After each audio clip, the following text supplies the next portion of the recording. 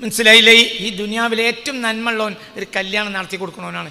ഈ ദുനിയാവിലെ ഏറ്റവും മറ്റു മോശം ഒരു ഹലാലായ നിലക്ക് ഒരു പെണ്ണിന് ഒരാൾ കല്യാണം കഴിക്കുന്നതിന് തടസ്സപ്പെടുത്തുന്നവനാണ് ഏറ്റവും ദുഷ്ടൻ. ദുഷ്ടനാണ്.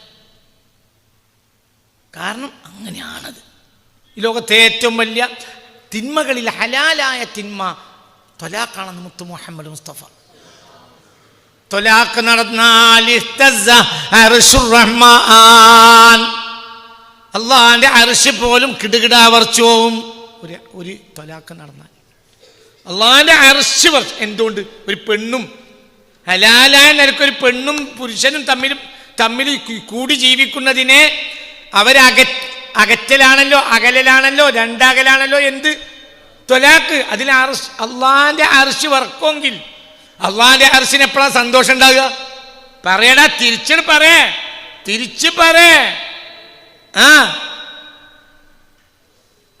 ഒരു കാര്യം ഇവിടുന്ന് ഇറങ്ങുമ്പോൾ 8:30 9:30 ബസ് ഇവിടുന്ന് നേരെ കോഴിക്കോട്ടേക്ക് ഉള്ള ബസ്സാണ് കണ്ടാൽ എനിക്ക് സന്തോഷമാവും. ആ ബസ്സാണ് വന്നാൽ എനിക്ക് സന്തോഷമാവും എന്ന് പറഞ്ഞാൽ ആ 8-9 ബസ് വന്നിട്ടില്ലെങ്കിൽ പിന്നെ എനിക്ക് എന്തുണ്ടാവും? ദുഃഖം ഉണ്ടാവും എന്ന് പറഞ്ഞാൽ അമേരിക്കയിൽ പോയി ലാബിൽ കയറി ചെക്ക് ചെയ്യണം. ഉറപ്പല്ലേ? അള്ളാന്റെ അർശിന് ദുഃഖമുണ്ടാവും ഒരു ഹലാലായ നിലക്കൊരു പെണ്ണും പുരുഷനും തമ്മിൽ വിട്ടു പിരിയുമ്പോൾ. അപ്പോൾ അർശിന് എപ്പോഴാണ് സന്തോഷം ഉണ്ടാകുക? യോജിക്കുമ്പോ. ഈ ലോകത്തെ ഏറ്റവും വലിയ ശിർക്ക് കഴിഞ്ഞാൽ വലിയ തിന്മ എന്താ? സിഹ്റാണ്. അശ്ശിർക്കു ബില്ലാഹി വസ്സിഹ്റു വഖത്ലു النفس التي حرم الله الا بالحق واكل الربا واكل مال اليتيم والتولي يوم الزحف وقذف المحصنات المؤمنات الغافلات. 7 വൻദോഷങ്ങൾ. 1 ശിർക്ക്, 2 സിഹ്ർ. എന്തിനാ സിഹ്ർ വന്ന്? فيتعلمون منهما ما يفرق بين المرء وزوجه. ഈ ഭൂമിയിൽ ആദ്യമായി സിഹ്ർ വന്നത് ഇണകളെ വിട്ടുപിരിക്കാനാണ്.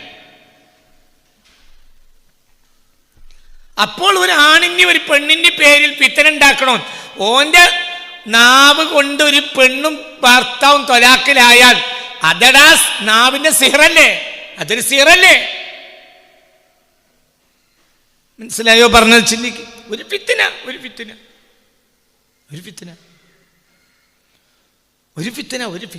എന്തോ ഒരു ഫിത്ന.